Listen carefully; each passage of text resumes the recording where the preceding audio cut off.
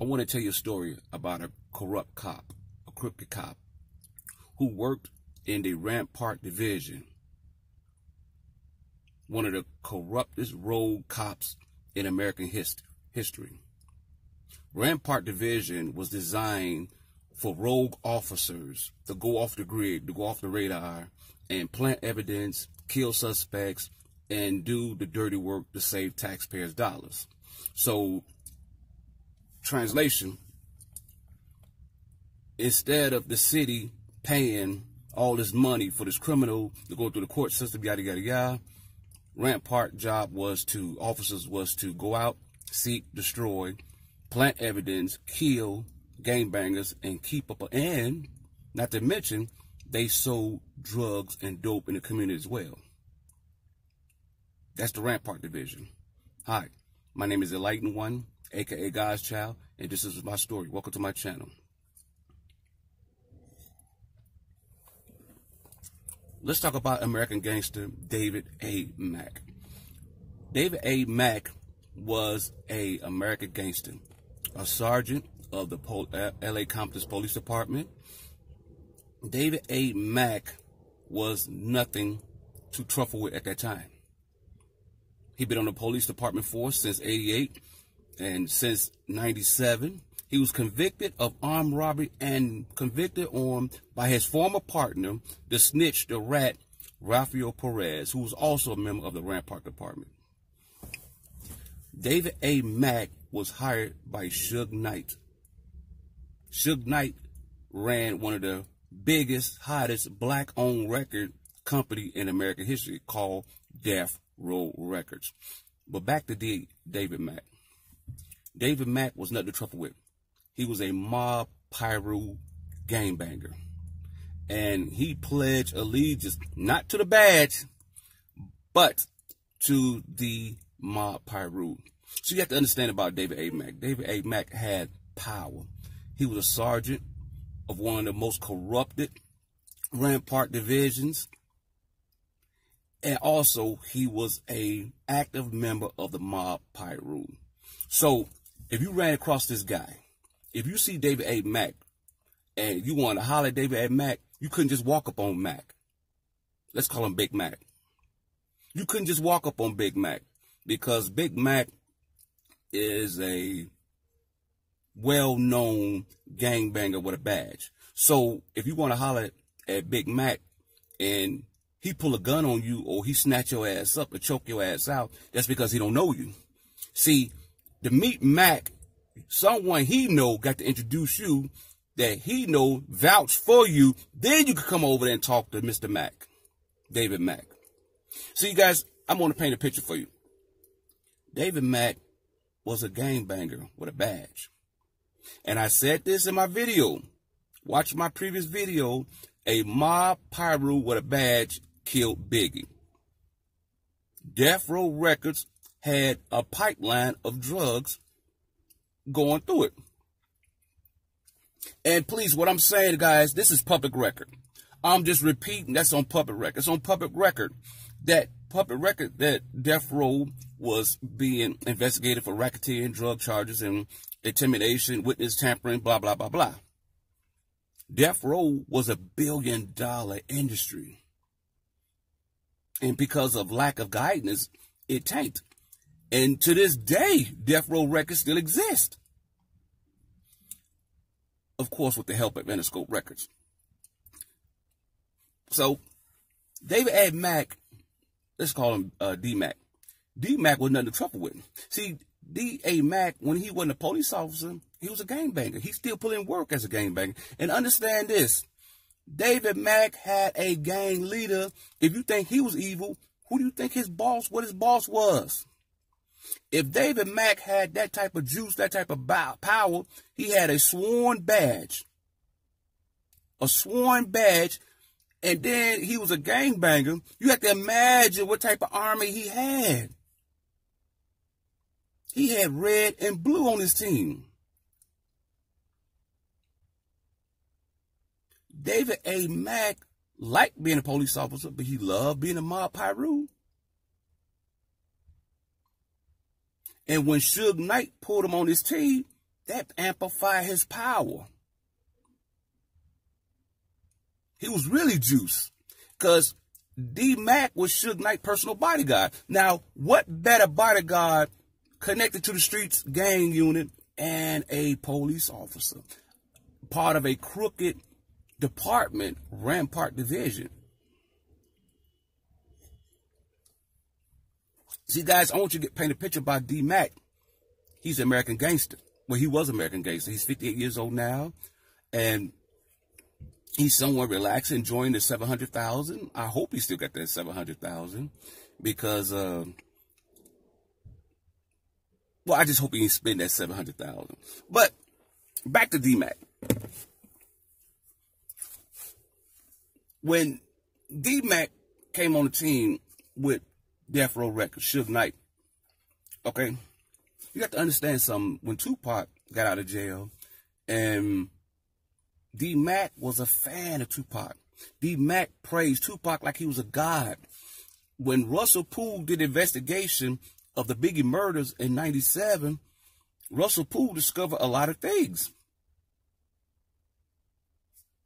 The car, the Impala, all black Impala, and it's documented police evidence that D-Mack had in his garage a big old mural of a picture or paint of Tupac. So the fact that D-Mack was a gangbanger, was a sergeant of a police department, he valued and loved Tupac like he was a god. He gave Tupac mad love and respect. And when Tupac was killed, allegedly, D-Mack and his boys went ape shit. Personally, my opinion, I don't think D-Mack had nothing to do with that. He was outraged, more outraged than everybody else. What the fuck happened? What the fuck? Who did this? What? No questions asked. We going to war. They killed Tupac. Who? Nigga, what? 7 people died. Bullets flying.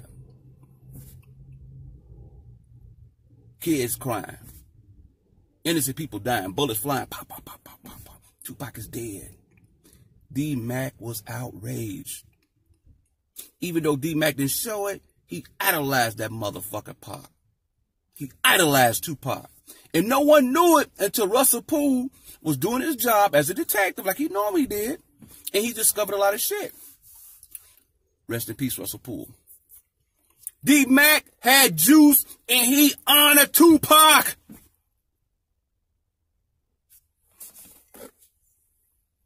He went to war over Tupac. You have a sergeant of a ranking officer in one of the crookedest departments in American history, Rampart Division, and he loved Tupac. Suge Knight, personal bodyguard. When Tupac was under Suge Knight was under D-Mack. D-Mack, well, you get what I'm saying? It was D-Mack, Tupac, and Suge Knight. They was all smoking stogies. That's why Suge Knight felt invincible. That's why Tupac felt invincible. Tupac was around the wrong people because he forgot his mission. Y'all go hate me for saying this. Let's keep it real. I'm not Whack 100. Fuck you, Whack 100. Talking about Nipsey wasn't no legend. Motherfucker, you ain't no legend because I think Whack 100 talked about Pac and Mike Tyson slapped his ass. If I'm wrong, correct me. But fuck Whack 100, y'all. He's trolling. He's trolling. You know what I'm saying?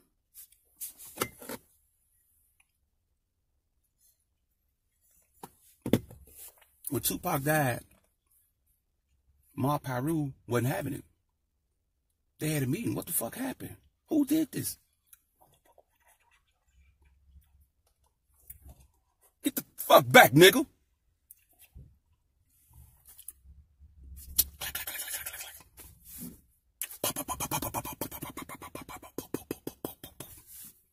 Can you imagine a sergeant of a police department and a gang member got money on the streets, soldiers on the streets, soldiers in his unit? It was all out war. Allegedly, when the smoke cleared up, too many people dying. Hold up, guys. Slow up. Come on. Time out. We can't get no money if we're at war. We can't push the drugs if we're at war. Ease up, man. So, allegedly, Rafael Perez and Tupac, this is a public record. Allegedly, Rafael Perez and Mack was present. I wasn't there. I didn't see him there.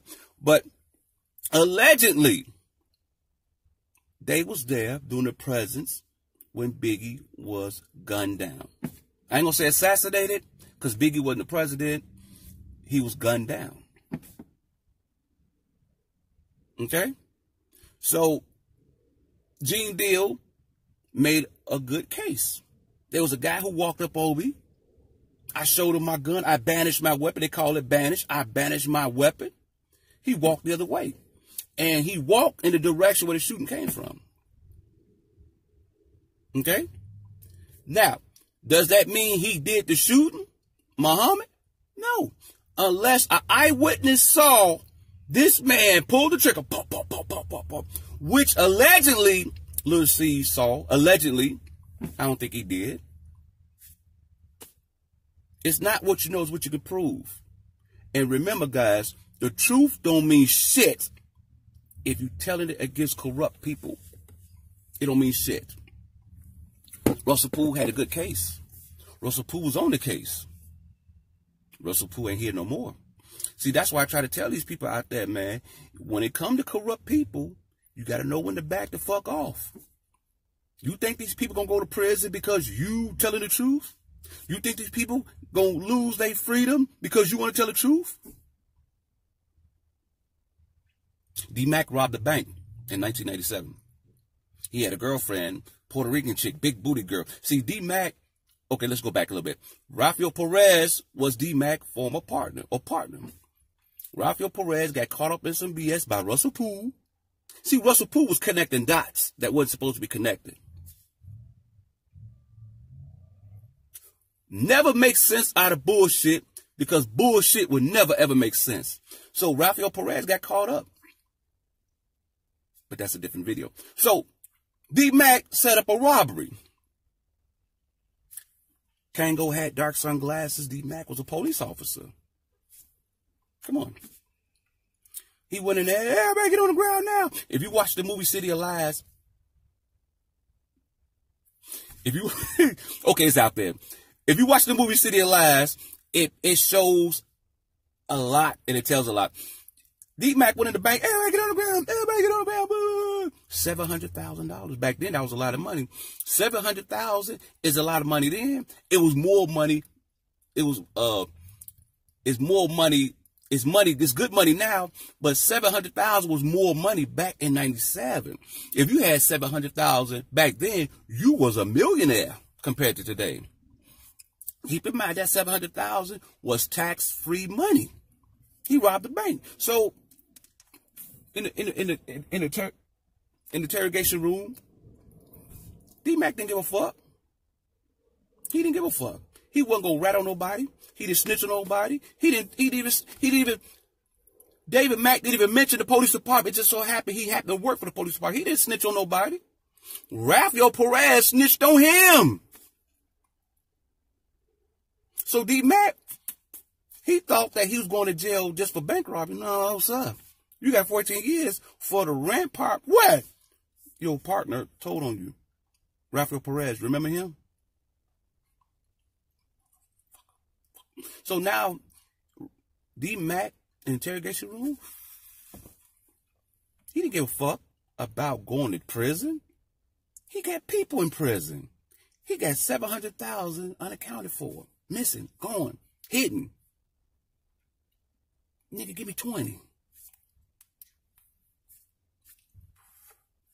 Give me 20. He didn't give a fuck. No pension, no badge, but he got 700,000. He was released. He laying low somewhere. And, you know, that's my story. D Mack, the American Gangster. This is the enlightened one, a.k.a. God's child. Thanks for watching. Peace and blessings. And remember, guys, when you dig a hole, you got to watch how far you dig, because you may never come out of it. Ooh, I said something. Watch the hole you dig, because if you dig deep enough, you may never come out of it. This is the enlightened one. Got to go. Peace and blessings. If you like this video, share, like, subscribe. Peace.